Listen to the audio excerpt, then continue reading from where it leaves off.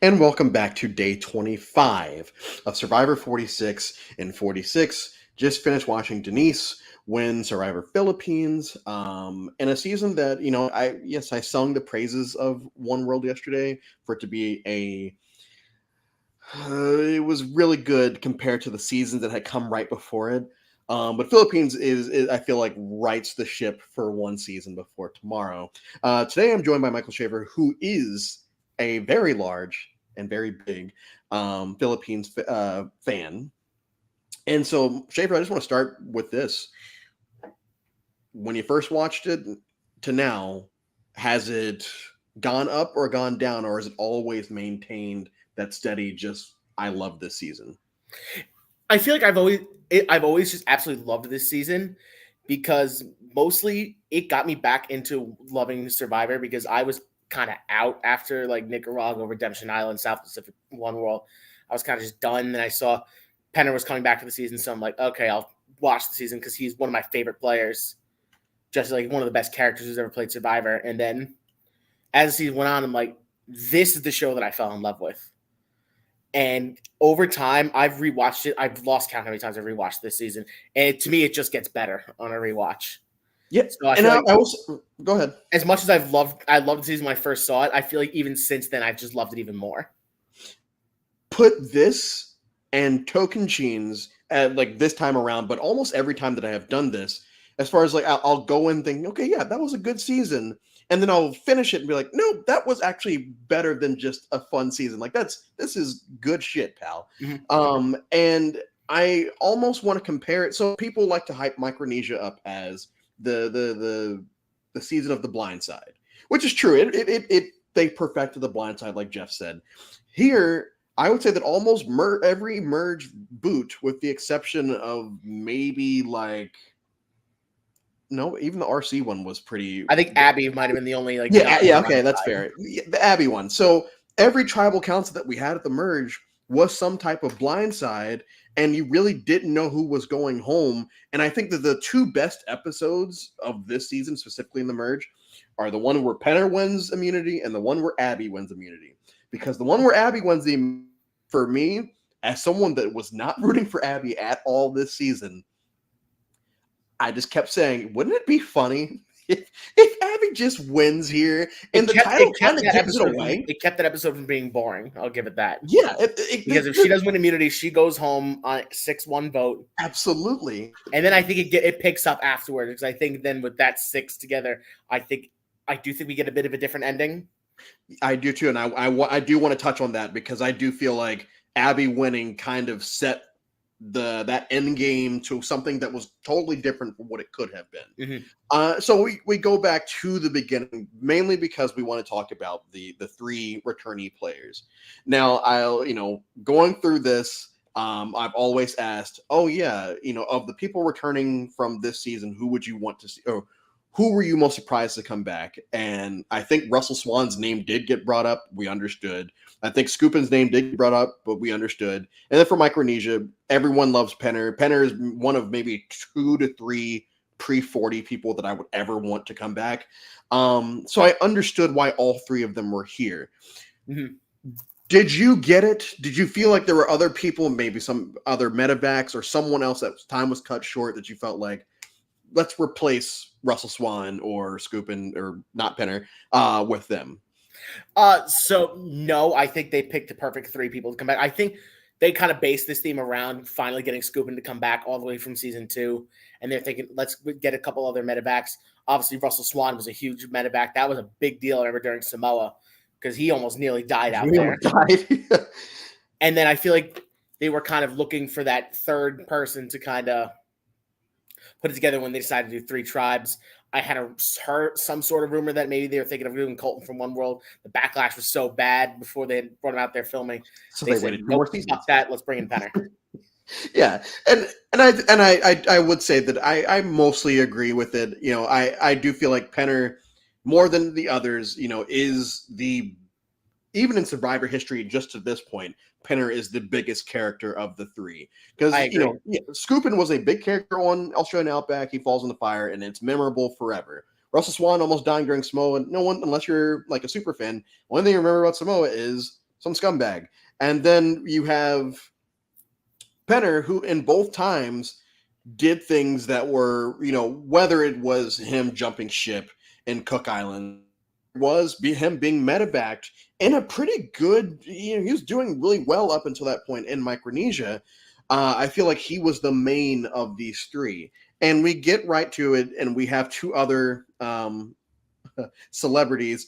We've got Jeff Kent and we've got Lisa Whelchel, and I feel like they both played their roles very well this season. I think that top to bottom, with the exception of maybe a couple of duds, which is a stretch, I feel like this cast is amazing from Zane all the way to Denise. So as you're watching that, did you know who Jeff Kent or Lisa Whelchel were when you first watched this season? I knew who Jeff Kent was because I'm a really big baseball fan. Jeff Kent's one of the best second basemen who's ever played baseball. I did not know who Lisa Whelchel was. My mom did though. She knew Lisa. She did not know Jeff, and so we had the opposite going there. And it's so funny that only one, at least we're shown, only one person recognizes Jeff Kent. Because I do feel like at that point, Jeff Kent is probably the more famous of the two, no matter how young or old the cast is. Because when I watched this, I knew who both were because I'm a big baseball fan. And also, I loved Nick at Night growing up. So, of course, I knew who Lisa Whelchel was because Facts of Life was amazing. I was surprised that, at least from what we're shown, that one person knows Jeff Kent and two people know Lisa. And I do think that probably I feel like that probably did help them early on. The fact that the people that did know them were not trying to out them in that moment. Mm-hmm. If you were out there, do you feel like you would have, let's just talk Jeff Kent, would you have told, or would you have been like, oh no, Jeff Kent, or would you have like gone to Jeff and say, hey, I know who you are? Or I would have went to Jeff. I would have went to Jeff, pulled Jeff aside and talked to him to see if he would say, like, be straight up about it. And if he wasn't, I would try to kind of like hide it. But like, I feel like at that point he might know that I know, but also that's his business. I wouldn't go out there trying to spread it, especially because like it could work for me. It could work against me. I'm like, it's better left just unsaid, but I think I would definitely have pulled him aside to try to feel him out. And if not, just tell him that I know and be like, I'm not saying a word to anybody, but I just want you to know that I do know. And it's so funny comparing this to Wes Nail talking to John Rocker a couple seasons later, and he's like, no, I'm John Wetland, who is another former baseball player. And it didn't make any sense, John Rocker, but we'll get there, I think, Sunday or Monday. Mm-hmm. So we have these three tribes, and I think that one of the testaments to a good season, at least for me, is if I can sit there and actually know the tribe names post like season 8. And I feel like all three of these tribes have very distinct personalities. Yep. The tribes themselves are characters this season because the car crash tribe isn't even Matt Singh. Like they're not the tribe that's like, it's Tandang that it's like, okay, yes, we need to see what's going on here because Abby's crazy. And we'll talk about that a little later, but let's just get Matt Singh out of the way. Why does God hate Russell Swan? Go. He must have done something bad in a previous life. This guy just can't catch a break. All he did the first time was win, and then what happened to him when he got medevaced, and then comes back this season, he can't do a damn thing. Everything he does is wrong. You can't find the idol. You can't make fire. You can't win a damn challenge. Like anything and everything he did was just wrong. Whether he meant it or not, it just did not work out for him. And there was really nothing anyone like or his tribe mates or the audience could do but just sit there and be like, oh my God. Yeah, this is not it was sad to be honest. It really was. It was sad the first couple of times I watched this season.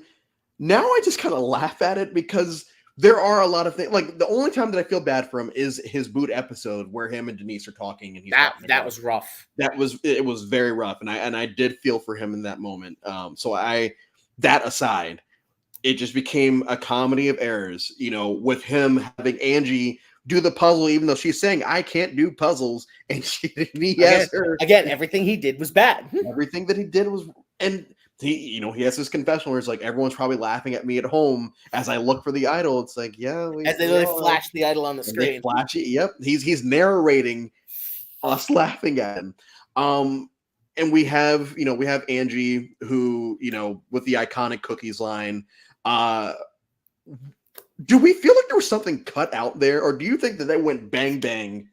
Hey, what do we need? And she just says cookies. I think that was all natural. Okay. What did Russell say? Oh, she's got this boob thing going on. Don't get blinded by the headlights. But Zayn Knight, and oh, yep, there we go. Zayn Knight, possibly the most iconic first boot in the history of the show until Jelenski showed up this past season. I get what Zayn was doing. I understand it. I think he came on a little too strong when he probably should have backed up. After he said, so what did you think of his strategy? And do you think there was a way for him to utilize that strategy where he actually stays? I think if he executed it a little better, he might have. The problem was he was just so messy. I feel like he didn't really think about what he was doing, and he just went and did it. And I think that was his problem. And I honestly, he's such a fun, and that's what I keep saying. This cast is so fun, and I think I really wish he had more time out there. I really do. Me too. But he plays his role so well this season that I'm almost glad that he didn't, because then we wouldn't get certain situations. But I would love more Zayn Knight. We'll go to Calabell next, and we have Penner, and we've got Jeff Kent, and no one trusts Penner. The Calabell tribe more than any other tribe at this point are saying we don't want another one of any of these people to win because it's not fair. They've already played. Go ahead. And that was led by Jeff Kent. And I keep wanting to say Scoopin. I have Scoopin on the mind, sadly. Penner finds and Jeff Kent immediately makes an alliance with them. And I think that was like one of these strange bedfellows moments. I don't think that they ever thought they were that tight. And somewhere in the mix there is Carter, who I kept trying to compare him to CGI Brett in my head, but it's not like Carter is not CGI Brett. Carter is a meme. Carter is a meme. I feel like when you had mentioned maybe like a couple of quote unquote duds, I think Carter is one of those quote unquote duds.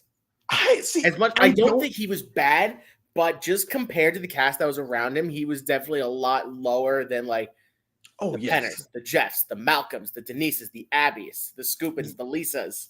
Yes, I do agree with that point. I feel like he got toned down just because of who he was around, but I do think that's where he kind of gets the dud label from. When I was thinking dud, I was thinking Roxy and Angie. And, but you still kind of remember them, though. That's fair. Yes, I feel like people down the line with Philippines, they don't remember Carter. That's fair, and I do feel like the only thing like this time around, it's like okay, Carter. Oh yeah, he gets both bags of rice and beans at the auction, and he gets the legs for them to eat in a minute, and the manicure thing, and it was the pedicure thing, whatever it was. And obviously the moment where Penner says, so what's going on? He almost slips up and says, oh yeah, it's this person or Penner. I mean, it's this person or this person. And like the way it's edited, it shows Jeff Kent look up like, what the hell are you doing? And then of course we get to Tandang, and Tandang, they are the character of the season. Like that tribe is that they run the pre-merge. Oh, not the pre. Oh yeah, yes, they do run the pre-merge. They run the first vote of the merge. 2 votes. And then the first RC, and then Jeff. Jeff Kent. Yeah, and then because Plan B. And then it falls apart right after Jeff goes. Right after Jeff Kent leaves. All time, where are we putting Tandang? Just in terms of, because right now I have them with Kasaya, because they're up in that Kasaya territory. There's so much going on there for a tribe that never lost. The dysfunction and the issues and the just chaos that came out of that tribe was so fun to watch. That's why they got as much screen time as they did. Normally, tribes that win that much don't get shown very often. Mm-hmm. I feel like every time you finish the challenge, before the challenge, Tandang, what's Tandang doing? What's Abby doing now? Why is she yelling at RC this time? What did Scoop and cut himself on now? And I felt like this time around, Artis was my proxy. I just kept trying to watch it through Artis's eyes, because even though he doesn't get much screen time, he gets more screen time pre-merge than he does at merge. But it's just like every time I comment, I'm just like, yeah, that's pretty much where I would say what I would say during among these Looney Tunes that we have here. I'm just gonna sit back and I'm gonna get pissed off that you guys made a horrible trade during that challenge. They didn't put that much thought into it, especially with the amount of rice that they ended up getting. I know that he keeps getting lumped in with Pete and Abby. I don't think that he was necessarily with them. It's just that he wasn't with Scoopin because he hated him, and he really wasn't with Lisa. But I don't think that he had any type of like real ill will towards her. But Artis go ahead. I feel Artis was kind of like the middle, like the grounded middleman on that tribe. Like he didn't really like being with anybody, but he was kind of like, okay, I could kind of take being around Pete and Abby a little more, so I'm going to lead more with them. But I feel like if he had the opportunity to go somewhere else, he absolutely would have went somewhere else. Absolutely. And I feel like he was definitely the fall guy when he ended up going. Yeah. And so we have this RC Abby friendship turned rivalry, one-sided rivalry, that apparently lasts to this day. Where RC and Abby make their deal. Abby says, "If you screw, you fuck with me, you're dead." Fuck with me, you're dead. Jesus, I tweeted that out earlier and I already forgot it. That's one of the best lines ever. And Pete, who, in my opinion, one of the best underrated villains that we have gotten, and so good. All he really does is just light a match. He just finds the idol clue and he plants it. It's the name of that episode, Create a Little Chaos. All he did was just slip the idol clue in, and then and Abby loses her mind. And I think that, even at the merge where Pete is saying, "Oh yeah, it's he thinks that he's the one running the show. He's the mastermind." It's like, okay, yeah, this is the type of villain that I can not support, but I can have fun watching, because when they inevitably lose, it feels better. And I feel like Abby was the same way. Now, obviously, the first time I watched this season, I hated Abby with like every ounce of my being. And every other time I've watched this season since then, it's like, no, Abby is just a fun villain who just, because she's so antagonistic, but comes from like that person, that small, very attractive frame, it comes off hilarious on a rewatch. And especially when you get the Cambodia appearance with everything with PG and her calling Joe Anglo a clown, I finally started to understand Abby Maria the second and third time. So what are your thoughts on that, the Abby RC just fiasco, just everything about it? I think obviously Abby overreacted to everything that was going on. Like she needed to learn to try to keep her cool. I think that's something still present. If Abby ever went back on Survivor, still needs to learn how to do, because she clearly did not learn that going into Cambodia. But I feel like, just looking back on it now, I really don't think there was much RC could have done, because like, she really didn't do much of anything. That was Pete who kind of blew that up on her. But I think Abby just needs to learn to kind of control her emotions, keep everything in check. Don't irrationally lash out and lose an ally for no reason. Just talk some stuff out, and I feel like that's something, if she could pick that up, she might have done better this season. I really believe that. Oh, and the problem is, optics-wise, this time around, I actually understood where Abby was coming from, because if you think that these two are that you and her are the only two people that know about this, and all of a sudden you see it in her bag, I would probably act a certain way as well. I wouldn't act to the extent that she did, but if we know that we're only two and I know that I didn't do it, yes, RC would become very sus to me, because it looks like you went against what we had going on. And I totally understand that, and I'm fully on board with that. The issue is, again, like I had mentioned with Zane earlier, like the execution needs to be better. If you're going to be that upset about it, hide it. Pull her aside and talk to her one-on-one. Don't scream and yell at her and isolate her from the whole tribe. And Abby had already found the idol by that point. Exactly. So she was lashing up for what? It didn't matter. If Abby was smart, she could have tried to paint that as, RC has the idol. If she really didn't want to work with her again after that, try to paint the target on her back while the idol's sitting in your pocket. Yeah, Abby didn't understand. I don't feel like Abby understood the social part of the game I because don't think she she does. immediately just I will not talk to RC at all. Like RC's trying to explain herself, and Abby's just like, no, Complete not my face. overreaction. We don't talk. And so everything comes to a head, well, first, we get Malcolm and Denise going off to do their things with the other tribes, but everything comes to a head at the merge. And I think this is where the season, I won't say it picks up because I think the pre-merge is a lot of fun. No, it gets into another gear. But yeah, it jumps into a different gear, and we start with the RC vote, and then everything we're going. Lisa tells about Malcolm after she accidentally finds the idol. What Malcolm says, what the estrogen kicked in, which was really weird, Malcolm. But the estrogen kicked in, and she ended up doing laundry and found the idol. And in my head, and I said this yesterday, where I felt like the One World Final Three is probably the best Final Three that we're going to get until maybe Dave versus Goliath, maybe earlier. But who I had on yesterday, they both said, no, the Philippines Final Three is actually good. And I realized that I let future things cloud my judgment about the Philippines Final Three because Philippines Final Three is three. It's not just Lisa versus Denise.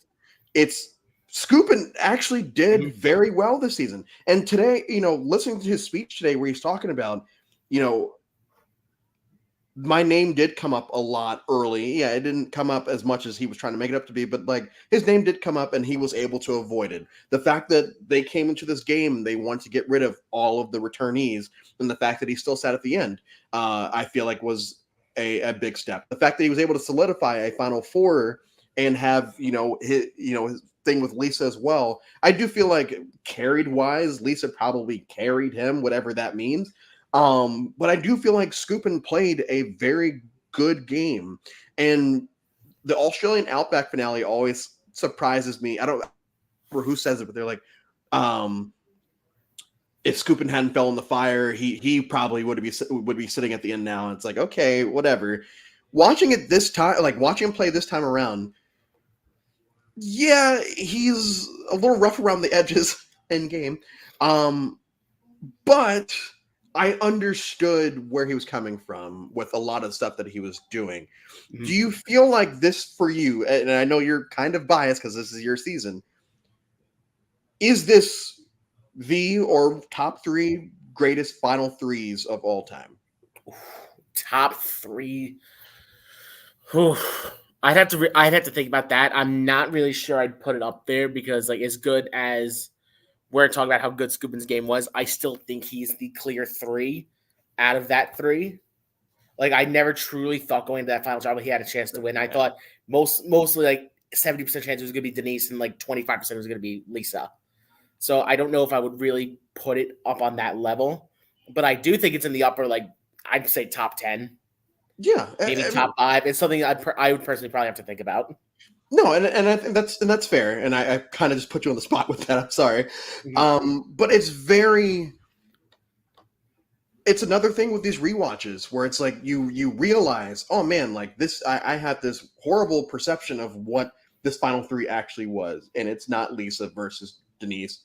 It's all three of them going up against each other. With Scoopin probably being the 0 vote finalist, but he gets a vote. Yeah, he gets a vote. He gets Carter's vote, which was weird. So what is it about Scoopin's game this season? Do you feel, I won't say warranted him sitting at the end because a lot of stuff has to happen for that to happen. But how did you enjoy or not enjoy him navigating this game, as a returnee on a season where everyone wants returnees gone? Mm-hmm. Well, it's definitely interesting if you look back to some of the seasons that have mostly new players, but like maybe a handful, like 2 or 3 returning players. Normally, a returning player gets to the end of the game, whether it be Guatemala, Redemption Island, South Pacific. This season, I think Edge of Extinction is the only one that doesn't. The only one that doesn't happen in. So if you kind of look at it from that lens, somebody's going to get to the end, and I think Scoopin did play the best game out of the 3 of them to be able to sit himself at the end. At the same time, just trying to navigate, like, I think that returning player thing, once Jeff and Artis kind of left, and it was those two clear sides, I think that we don't want returning players to win kind of went out the window. Yeah, because then it became the Tandang versus everyone Calabao. else thing. Yeah. Like, I don't think Penner was voted out because he was this returning player. Penner got voted out because he was the biggest threat left in the game. Yes, and Abby had immunity, yeah. But I don't think Scooban getting to the end as this returning player would have been impressive if the game ended at Final 10. But considering we had about 15 more days left, while it's still impressive, I don't think he doesn't get as much credit for that towards the end of the game as he would for kind of like the beginning or the middle of the game, if you had said that at that point. Yeah, and I agree. And going back, you saying that you think that Scooban played the best of the three. Penner was way more antagonistic this season than he had been in the past. Not like I won't say he was a straight up antagonist this season, and I do understand because his back was against the wall, he kind of had to. That's kind of where I put it more because he didn't really have this chance to integrate himself in. They were kind of like even Calabao at the beginning iced him out early. It wasn't until they found the island where Carter and Jeff kind of took him in, and then the second the merge hit, they iced him back out again until they ended up meeting him later. Yeah, and like he never really. The only time he really had that chance to kind of integrate himself in was when Scooban and Lisa went to him with the 4-person alliance after Artis left. He stupidly says no to it. Yeah, that was. Which I'm sure we'll probably get to in a little bit, but like, yeah, just a lot of. I mean, I love Penner this season. Like, I will always love Jonathan Penner. But it's just even like his speech against Lisa at Final Tribal. I'm like, wow, there was some bitterness there. Yeah, and him implying that Denise was a bitch. It's like, okay, you more than anyone here should understand at this point because this is your third time playing and you've sat on the jury one other time. And when you went out, you understood what it was. You are the threat, and we couldn't get rid of Abby. So it was weird watching it this time, seeing, okay, yeah, I love Penner, but this was weird. It was a weird, and a lot of the decisions that he made. You brought up, I'll think about it, or whatever, however he phrased it, or just straight up shutting it down. Do you think? And we're gonna touch on this right now. If Abby loses at that final 7 immunity challenge, and let's say we do get rid of Abby there, because I think that there's no way that she's even going to try to scramble. She's just she'd lay down and die, and I think the rest of them would be so sick of her, like they wouldn't even try to think, oh, maybe better move, we got rid of Penner, maybe better move, we got rid of Malcolm. They would just be like, get her out of here, and then we'll worry about tomorrow. And I always say I try to avoid fantasy booking this thing, but like Final 6 becomes even more compelling at that point because Penner is now in the 6th spot. Mm-hmm. And we can do a whole bunch. Where do you see that game going at Final 6 if you replace Penner or Abby with Penner? Yeah. So, correct me if I'm wrong. I believe Malcolm won that Final 6 immunity. I believe so. Pretty sure he did 3 hours ago. that probably still he probably still wins that challenge. I'm not going to say Penner is going to beat him there. I think at that point, if Penner's really thinking long-term about the game, he would try to get Lisa and Scooban to try to vote Denise out right there. So, yeah. But would it work? I'm not really sure if that would work because they already had their 4-person alliance with them, and Scooban was kind of big on not wanting to turn on that, which was the reason they didn't vote out Denise at 5. Yeah. So and I do. In the long run, I could see it really not much changing there because I think if Abby goes at 7, Penner could go at 6. I think the only wrench would be if Carter would win immunity at 5 because he was a pretty big immunity threat. You can't rule out the chances of him winning his way to the end. I don't think he would have won the game if he had gotten to the end. But I used to feel like that too. And watching it this time around, everyone loves Carter. Everyone loves Carter.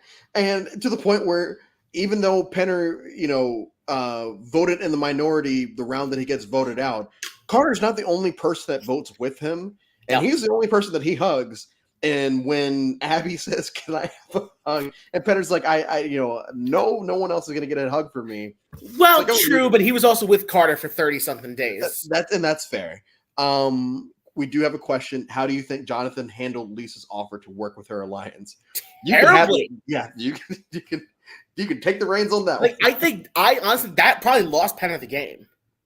If he takes her up on that offer when she offers it to him, Pete probably still goes at 8. We'll go into this realm now. Denise probably goes at 7 with Abby with immunity. Yeah. Yeah, they're just vote Denise because they know Malcolm as the idol.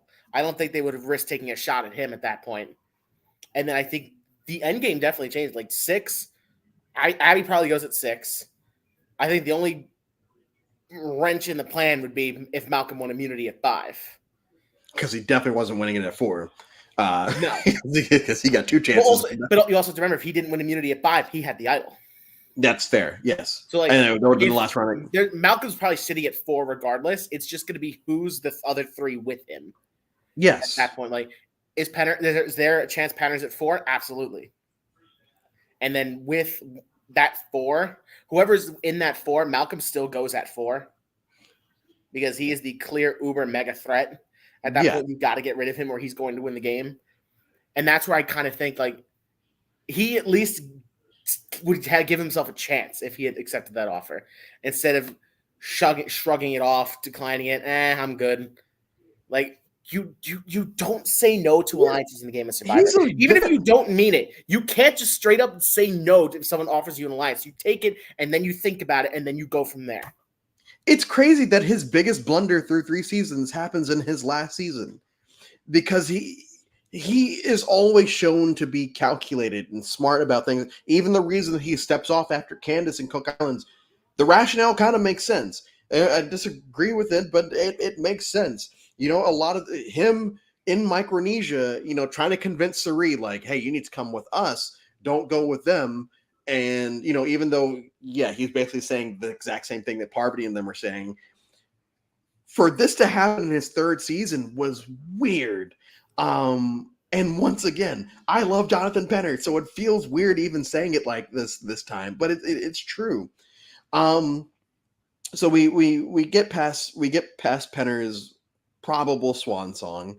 We'll talk about that at the end of the episode as far as if probable will actually stay. The lighting on Tribal this season, has that always been weird to you? Like, I don't know, it always looks so dark just with this and like Gabon. It didn't say that there was much they didn't have as much fire there as they do in like other seasons. But okay, that's I don't know. I don't know. I kind of like it, to be honest. It makes it look different. It makes it look different. It makes it stand out. And there's a lot of things in this season that stand out. You know, we already talked about how the tribes themselves are characters, and we've talked about how the cast, you know, almost from top to bottom are characters. The blind sides, the winner. You know, we really haven't touched on Denise much so far, but you know, she goes to every single tribal council and probably only was in danger during maybe like the 2 Kalaba votes. Like, is there another time where it's like, okay, like Denise might actually be screwed here? I think the one that she was biggest in danger was Final 5.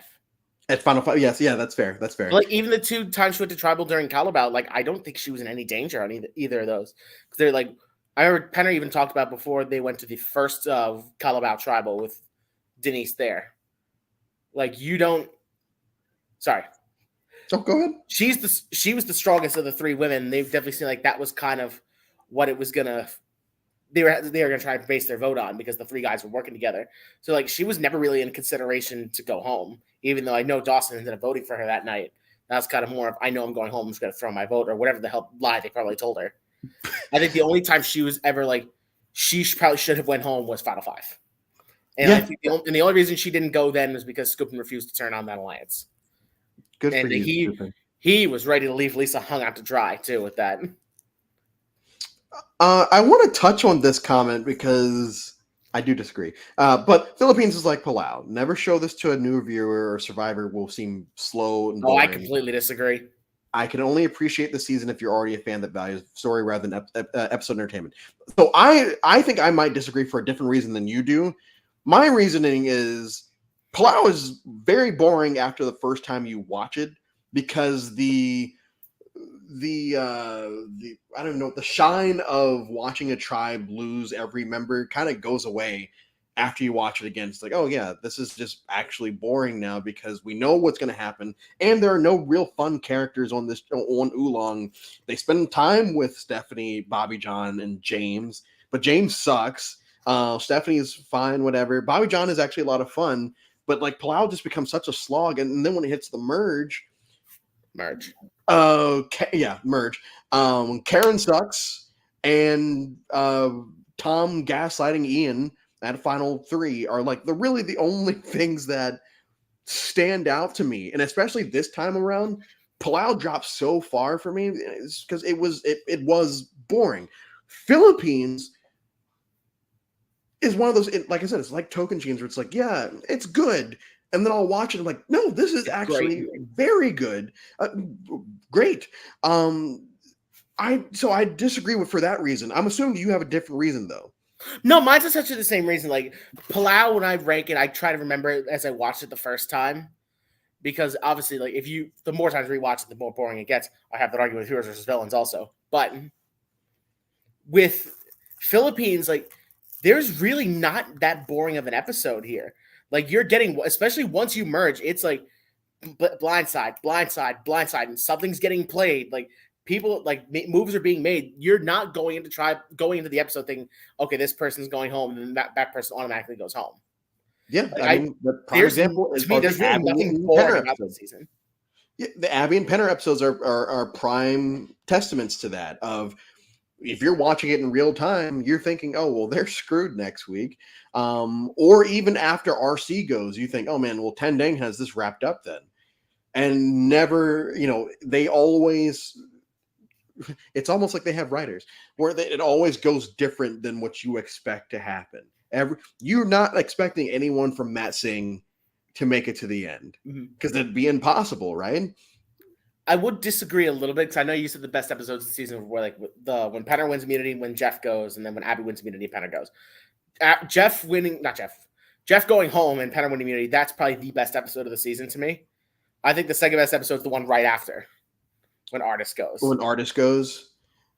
Okay, I won't argue that. Mostly because like you kind of see that whole episode sets up the power shifts, and even the week before they're like trying to get Lisa to flip, and then Lisa still doesn't flip, but Artist still goes home because they got Scoop into flip.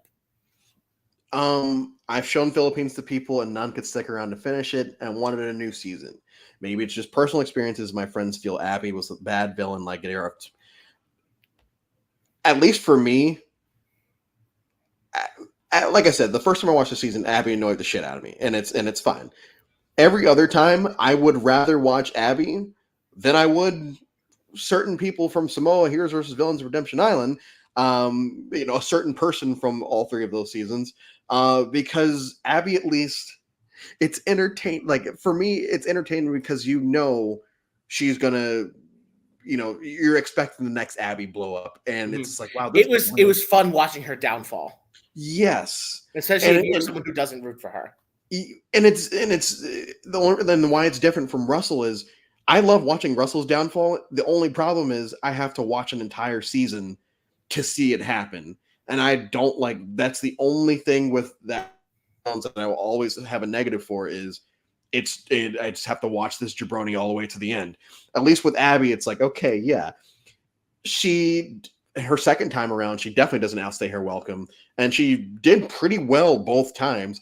In fact, have you ever watched the Survivor sequester game from COVID? I'm not. So Abby's in Final 2. She's against Kellen from Ghost Island, and someone asked her like what her big move was, and by this point, they're all plastered because they've been playing for hours. And Abby just looks right in the camera and she just goes, social. And it's the most happy moment. And I think it's one of those things where history has really changed my perception of Abby, where it's now, this is a villain that I hated Pete. I hated Pete because I loved RC. And I hated that RC and Abby went against each other. And this time around, it's like, no, I get that. Pete's fun. Pete's a lot of fun. The villains and heroes this season are both fun. it's not, at least for me, it's not anyone that's like, oh man, I think I might hate this person. And that's not, I can't say that for every season, because there are some seasons where it's like, no, I think I might actually hate this person. But like you said, maybe maybe it is personal experiences. Philippines, I will say that it's never the first season I show people. Because I try to go with a cast of all newbies. But that's really the only reason I wouldn't show Philippines, and because the gameplay is so crazy at Merge that I feel like you have to like understand the game first before you go to a season where there's nothing but blind sides. My friend always says the best season to show a person trying to get into Survivor's China. China's on that list for me. And then the only other one made for me is Pearl Islands. Pearl Islands is another one that's on my list. There are a fair few where I was like, just watch this if you want to understand what's going on. I love Abby, and I thought she was fiery, and she is a sweetheart in other seasons. I did think she was a little too mean to the girl in her tribe, RC, and it was doing too much. I can't remember her name. Yeah, RC.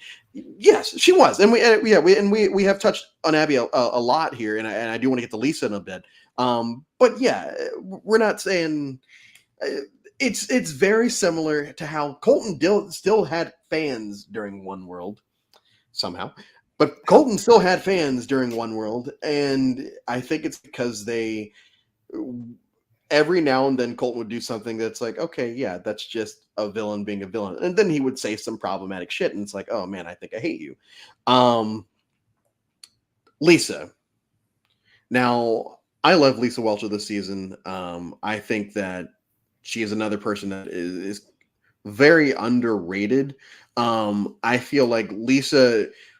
she's the most real player that we get this season, where like she both goes with her emotions sometimes, and sometimes she does go strategic, and sometimes it bothers her that she's being so strategic. I feel like Lisa is the main character of the season. For me, watching it this time, I was like, wow, I feel like Lisa, I won't say winner edit or anything, but like I Lisa... think if you're looking more towards like the Merge in the end game, I totally see it. I feel like they give her a lot of screen time. I want to say probably right after Jeff goes, or right around when Jeff's going. Right around when Jeff goes, yeah. Because she has her moment with Penner at the Merge, where Penner's like, "I know who you are," and you definitely notice the uptick in screen time after that. Yes, and they have a couple of emotional moments this season. But that was the first one, and then the Jeff Kent episode where it's option 2, like plan B. It becomes like, this is I won't say it's the Lisa show, but like she starts getting shown more prevalently, and she is shown to be talking and working through a lot of things. She is involved in a lot of the strategy talks. I would say that of all the celebrities that have ever played this game, both sports, acting, singing, whatever,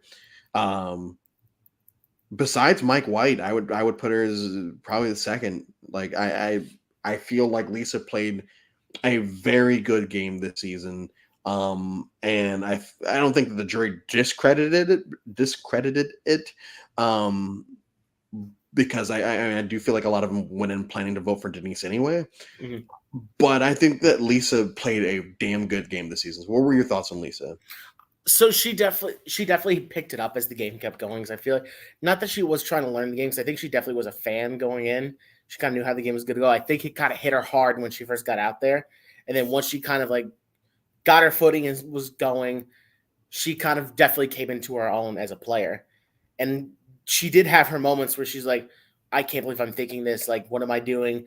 Why am I thinking like this? And then she comes to these other moments where she's like, I'm playing for myself. I need to do this move because I need to try to win this game. And I loved seeing that, because I love when people go out there and realize this is a game. I need to do what I need to do. I need to do my best to win this game. And I do think if she played on and like a lot of other seasons, she might have won if she had gotten to the end. I just think she was drawing dead going into that final tribal, just sitting next to Denise because of the game Denise played and the story she had behind it. I really don't think anybody, maybe except for Malcolm, would have been able to sit next to Denise and beat her. Yeah. But I feel like she played a good game. I think the jury did give her the credit for playing the good game, but she just wasn't going to win in that circumstance. Yeah, and it's I won't say it's unfortunate because I like Denise as a winner. Mm-hmm. I love Denise as a winner, and I do think she was the rightful winner that season deserved. Oh yeah. Yes, it's more of a. I feel bad that I wouldn't say bad because I do feel like Lisa got what she needed out there. Mm-hmm. Um, she has a few moments where she says, "I don't think I was cut out for this game. I don't think I'm cut out for this game." And it's like, no, Lisa, you do. Like you are cut out because you are doing these She things. doubted herself a lot, and it was nice to see her as the game kept going, where she would get her confidence to be able to say, "No, I can play this game. I can win this game." Yeah, and I mean, there's not many like she would have to sit next to Scoop and like Abby to win, and we weren't that far away from getting that. But If she could have gotten Scoopin to just flip on Denise at 5, she would have won the game. yeah. Denise goes at 5, Malcolm goes at 4, and she, I think, cakewalks to a win. Yes, I think at that point, I don't even know if Carter, why do you vote for Scoopin? Why did you vote for Scoopin? Lisa is someone that you can tell. This is one of the first seasons since I don't know, maybe Pearl Islands, Amazon, maybe even earlier, where it felt like a lot, whether they actually were or not, it felt like a lot of people were fans of the game. Like it didn't feel because a lot of the seasons, in the teens and in these early 20s, it feels like you can pinpoint who's a recruit and who's a person that actually understands what's going on. Like I don't think you can really tell this season. And you really cannot tell this season. I think Angie probably was. Abby was. Abby, well, and Abby was, and it's clear, but Abby's almost the same way as James from China, where it doesn't matter that they don't understand it because they bring the excitement. They bring the excitement to the game that someone that only understands certain aspects would bring. Because I forgot that Malcolm was not a recruit until his brother showed up and doxed him basically. I was like, oh yeah, like Malcolm actually was a fan. Lisa, is talking about how she is a fan. Jeff Kent is talking about how he's a fan. Dawson shows and I think that's what's so great about this season is not only is it a good season in the middle of a bunch of shit seasons, but everything about it being good would make it be good even if it wasn't among a bunch of shit seasons, if that makes sense. Like you could put this in the mid-teens, like leading up to Heroes vs. Villains, and still consider it to be a great season. Absolutely. Do you think history may have forgotten Philippines? I don't think so because I feel it was on the end of that crap of 4-season run, and it definitely sucks that Caramelon's right after because that season's bad too. Best of luck to you tomorrow. Thank you. But then you get that run of Blood versus Water, Cagayan, San Juan del Sur. World's part stinks, but then you get Cambodia. Like there's a nice run of great seasons afterwards where maybe you could kind of forget Philippines, but I feel like especially for me and some other people, definitely people think of Philippines as the start of that run from then until probably millennials, Gen X, and they just try to forget Caramel never happened. Oh boy. Yeah, I was I mean obviously I have the reunion or had the reunion play in the background. It's done now. But I just kept when they read off the votes, I'm like, oh man, we're not going to get this next season, or we're not going to get the entire cast on the stage next season. There's a lot about Caramel that bothered me. Oh yeah, I'm just going to knock out the premiere tonight, so I don't have to watch every episode tomorrow. As we start to get towards the end here, what are your final thoughts on the season? Because you are the Philippines guy. It was just such a nice breath of fresh air for Survivor. It was definitely the kick that it needed to get back into this second era of Survivor post Heroes versus Villains. You had a lot of these flat seasons where either one person dominated or really there was nothing really going on out there or anything like good gameplay, good strategy. You finally got everything back you needed this season. And it begins a run that's going to happen that was sustainable for quite a while. And I think without Philippines, the show starts to die off. I truly believe that. Well, yeah, because for our fans, If you get another bad season after One World to this season and then leading into Karamoan, yeah, that's be a brutal 6 season stretch. I don't know if it comes back from that. and with Karamoan, I mean, the fact that they had no on the fans tribe shows you're probably right about that one. Overall, like I really enjoyed today. It was a breath of fresh air. Oh, not a breath of fresh air because I did enjoy One World for what it was yesterday, but once again, based off of how I just the last 3 or 4 days, this was so much better than everything else. Yes, I'm gonna have to hate myself for one more day, but then from there it's smooth sailing until like Ghost Island. No, that's a lie. No, Until Triple Worlds H, Apart. Game Until Changers, Worlds Apart. Triple H. Don't forget that. Yeah, Worlds Apart is there, and Worlds Apart will probably. So last time I did this, I had Mama C on for that, and leading into it, it's like, how do I dance around the fact that I hate this season with this woman on here? Because I don't want to. I don't want to be rude. She's a guest, and so I would ask questions like, "Why do you think other people hate this season?" Just so that I could avoid. I'm going to give Philippines a 4.25 out of 5, which means if we go to our list, Philippines will fall in the middle of 4.25. I'm going to put it in between Vanuatu and Borneo. And it'll be number 6 on my list of 25 seasons so far. I really liked it. Like I said, I don't think there was a bad episode. Even the couple duds that we do get this season, it doesn't take away from it. The fact that we have a quit this season doesn't take away from it. No, it's. I don't think it's really. It's not one of those quits where it's kind of like you don't. Like you're kind of she was in a lot of pain out there. I totally understand why she did it. Jeff totally understood why she did it. Like Jeff didn't give her a hard time about it. Yeah, and okay, so the final 2 questions. Question 1. I really need to start writing stuff down. Question 1. Not including Denise, we've gotten Malcolm, Abby. Was that it? That's it. We've gotten Malcolm and Abby back.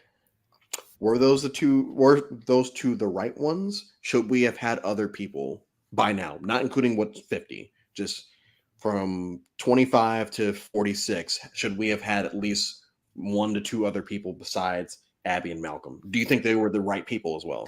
I'm gonna take the three returning players out of this equation. I'm just gonna focus on the people who played Philippines the first time coming in. I would have liked to have seen Pete play again. I would have loved to have seen Jeff play again. I would have loved to have seen Lisa play again. I think those are probably the 3 I would have liked to see again. I think besides that, I'm probably good. You actually took that is my list. I feel like Pete was a fun villain. I feel like Lisa was just, Lisa was great. Jeff Kent, it was a fun. He gave fun confessionals, and his looks. He was a great character on top. This season really nailed the celebrity people coming to play Survivor, and actually got 2 really good players. Yes, and I would say that because I had a crush, I would say RC. I know RC was supposed to do Blood versus Water and all that, but like RC would have been another person that I wouldn't have minded seeing again. Zane Knight, someone mentioned, like Zane. Whenever people bring up for a first boot season, it's always you got to have Zane back, and now I feel like it's him, Jelensky, and probably a few other people mixed in there. Francesca. Yeah, let's do it again. Let's run it back. And so the last question is, no matter how many times a person has come back from this season, whether it's Penner playing for his 4th time or Scoopin's in jail, or Denise playing for her 3rd time or whatever, anyone from this season, 1 or 2 people that you would love to see play on season 50? Malcolm. Is that it? To me, that's it. I really want. If I'm just gonna try because I don't think they're gonna pick multiple people from the same season, especially if they're pulling from pre-new era. If there's one person, it's Malcolm. For me, That's hard. This is one of the first times that I've actually had to like narrow it down. There's so many good options to pick from this season. Yeah. I feel like what they would probably, but it would be Malcolm's fourth time playing at that point. And well, he got so screwed in Game Changers. Shout out JT. I would say that if I had to pick, if she's not too old, I'd say Lisa. And if they wanted villains, I'd say Abby. You bring Abby back. Outside of that, for a season like 50, like Jeff Kent, as he was fun, but like no. Pete was great, but no. RC is hot, but no. I think the ship sailed on anyone who's only played once, except for maybe Lisa. Yeah. But I think if you're looking to bring somebody back from this season, they would have had to have been like a Denise, a Malcolm, or an Abby who have already played a couple times. Yes, and I saw the comment that she should have had Corinne spotted Caramoan. No, keep Abby as far away from Caramoan as possible because we need her for second chances. Could you imagine her and Brandon Hance on the same tribe? No, no, I can't. I don't know who you have on tomorrow. Bring that up. I will. It's just an alternate reality. We replace Abby or Corinne with Abby, and Abby probably just wins. Whatever. Let's say Abby wins Caramoan if she takes Corinne's spot. But Michael Schaefer, thank you so much. You were one of the people that when I go into planning this, I obviously I have certain people that I want on, and when we met up in the org that we just played, and I learned how big of a fan you were. It's like, okay, and you said Philippines. I'm like, hell yeah, I don't even have anyone for Philippines. So thank you so much for I've been really looking forward to actually shooting the shit with you about this season. Give us alternate favorites tribe tomorrow. Oh yeah. I'll give my alternate favorites tribe for tomorrow. Yeah, tomorrow. Abby Maria will have to be on there at this point. We'll Maybe put Leaf some actual favorites on there.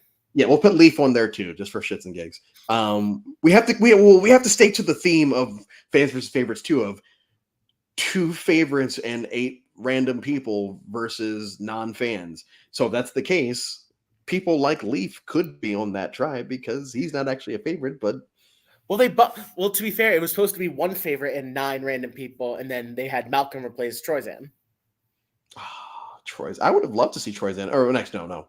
I would have liked to see Troyzan on there instead of Brandon. Oh yeah, you could do that. Like I could have said that before the season even started. Yeah, that you replace anyone with Brandon and be like, yeah, okay, yeah, let's do that. But Schaefer, thank you so much for taking the time to do this. Absolutely, thank you so much for having me. And we will see you all on the other side.